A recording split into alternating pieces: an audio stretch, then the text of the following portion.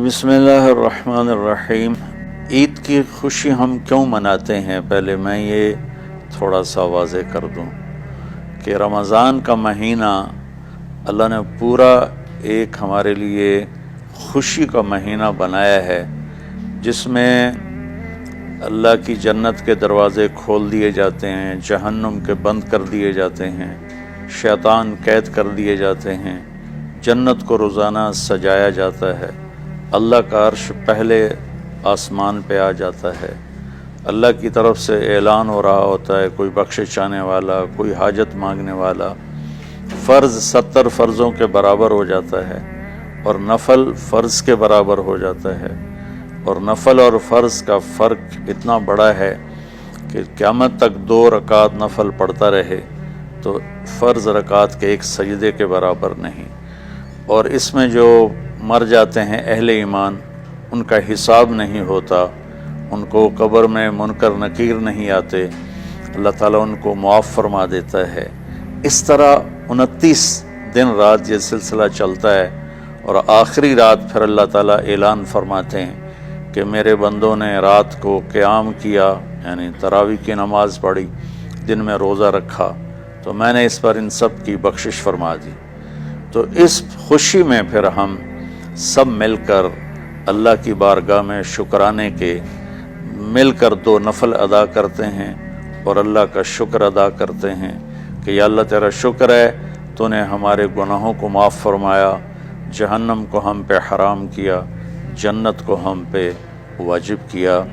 اصل تو عید کی خوشی کی یہ وجہ ہے۔ آپ عید کے لیے غسل فرماتے تھے اور اپنے کپڑوں میں سے اچھے کپڑے منتخب فرماتے تھے، اور فجر کی نماز کے بعد آپ اشراق نہیں پڑھتے تھے اس دن، باقی آپ کی ساری زندگی کا معمول تھا کہ فجر کے بعد آپ اشراق پڑھتے تھے، لیکن اس دن آپ اشراق نہیں پڑھتے تھے۔ غسل فرما کے پھر کچھ کھا کے، کوئی میٹھی چیز، کھجور ہی عام طور پر ہوتی تھی، کھجور کھا کے پھر آپ عیدگاہ کی طرف تشریف لے جاتے تھے، اور پہلے نماز پڑھاتے تھے، پھر خطبہ ہوتا تھا، اور اس کے بعد جس راستے سے آپ جاتے تھے اس راستے کو چھوڑ کر پھر اور راستے سے گھر واپس آتے تھے، پھر وفود سے ملاقات کرتے تھے، سرداروں سے، صحابہ سے ملاقات کرتے تھے، اس میں کچھ کھانوں کا اہتمام بھی ہوتا تھا۔ اس طرح ایک عام روٹین کی عید ہوتی تھی آپ کی، ملاقاتیں کرنا، کھانوں میں جانا اور اچھے کپڑے پہننا، سب کو خوشی سے ملنا، یہ عید الفطر پر آپ کا یہ معمول تھا۔ باقی جو اداسیاں ہیں، ڈپریشنیں ہیں، اس کی وجہ آپس کی محبتوں کا کم ہو جانا ہے، اور دنیا کی ایسی دوڑ جس نے اپنے آپ کو بھی بھلا دیا ہے، اور آپس کی نفرتیں ہیں، اور آپس کے بغض، حسد ہیں، ان منفی جذبوں نے ہماری خوشیوں کو دھندلا دیا ہے، ورنہ رمضان کا ہر لمحہ خوشی کے لیے ہے، اور عید اس کی بھیک ہے، اور پوری زندگی اللہ راضی ہو رہا ہو تو خوشی ہی خوشی ہے۔ ہمیں اپنے ملک سے، اپنی نسل سے آپس کی نفرتیں، حسد، بغض یہ مٹانے ہوں گے، تب جا کر ہمیں حقیقی خوشیاں حاصل ہوں گی۔ میں اس عید کے خوشی کے موقع پر اپنی قوم سے ہاتھ جوڑ کے اپیل کروں گا کہ جھوٹ بولنا چھوڑ دیں، دھوکہ دینا چھوڑ دیں، اور ظلم کرنا چھوڑ دیں۔ مذہبی نفرت نے ہمیں تباہ کر دیا، سیاسی نفرت نے ہمیں تباہ کر دیا، صوبائی قومی نفرت نے ہمیں تباہ کر دیا، آپس کی رنجشوں کی نفرت نے ہمیں تباہ کر دیا۔ میں ساری قوم کے سامنے جھولی پھیلا کر 4 صوبوں کے رہنے والوں سے اور ہر مکتب فکر سے متعلق اہل ایمان سے یہ درخواست کرتا ہوں کہ آئیں ہم سچائی کو اپنا ساتھی بنائیں اور دیانتداری سے اپنے آپ کو آراستہ کریں، اور انصاف کا ساتھ دیں، نہ ظالم بنیں نہ ظالم کا ساتھ دیں۔ اسلام 2 چیزوں کا مجموعہ ہے، ایک اللہ کا حق ہے جو عبادات کی شکل میں ہے، اور ایک اللہ کے بندوں کا حق ہے جو اخلاقیات اور معاملات اور معاشرت کی شکل میں ہے، یہ دونوں کمپلسری پیپر ہیں، دونوں لازمی پیپر ہیں، ان دونوں میں پاس ہونا ضروری ہے۔ میری نماز اچھی ہے لیکن میری دکان پہ جھوٹ ہے تو نماز اس جھوٹ کی کمی کو پورا نہیں کر سکے گی۔ میری دکان پہ سچ ہے لیکن میں نماز نہیں پڑھتا تو میرا یہ سچ بولنا میرے نماز کی کمی کو پورا نہیں کر سکتا۔ اللہ کے نبی نے دنیا سے جاتے ہوئے 2 لفظوں میں سارا دین بتا دیا تھا۔ جب آپ کے جانے کا وقت قریب تھا تو آپ 2 لفظ دہرا رہے تھے، الصلاۃ وما ملکت ایمانکم، میری امت میرے بعد ایک نماز نہ چھوڑنا، اور ایک امت کے غریب مسکین لوگوں سے، نوکر غلاموں سے اچھا سلوک کرنا۔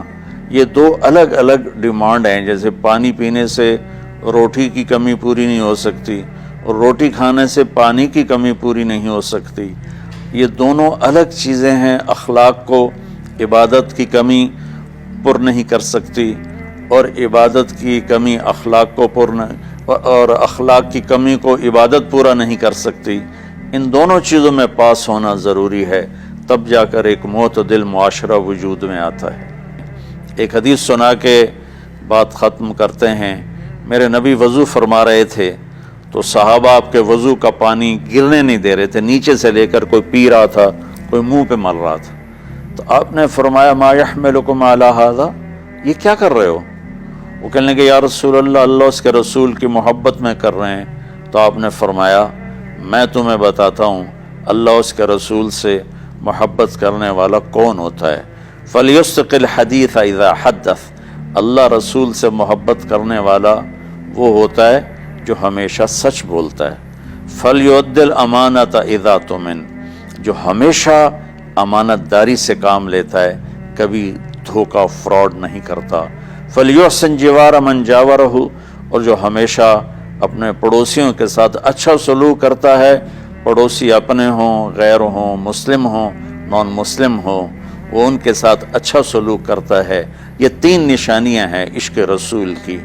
یہ 3 باتیں میری قوم اپنا لے تو یہ اندھیرے اجالوں میں انشاءاللہ تبدیل ہو جائیں گی۔ دنیا کے لیے قانون ہے اللہ تعالیٰ کا کہ جس قوم میں انصاف، دیانتداری اور سچائی ہوگی انہیں اللہ عروج دے گا، وہ مسلم ہو یا نان مسلم ہو۔ اور جن ملکوں میں، قوموں میں بددیانتی ہوگی، ظلم ہوگا، جھوٹ ہوگا، وہ زوال کا شکار ہوں گی۔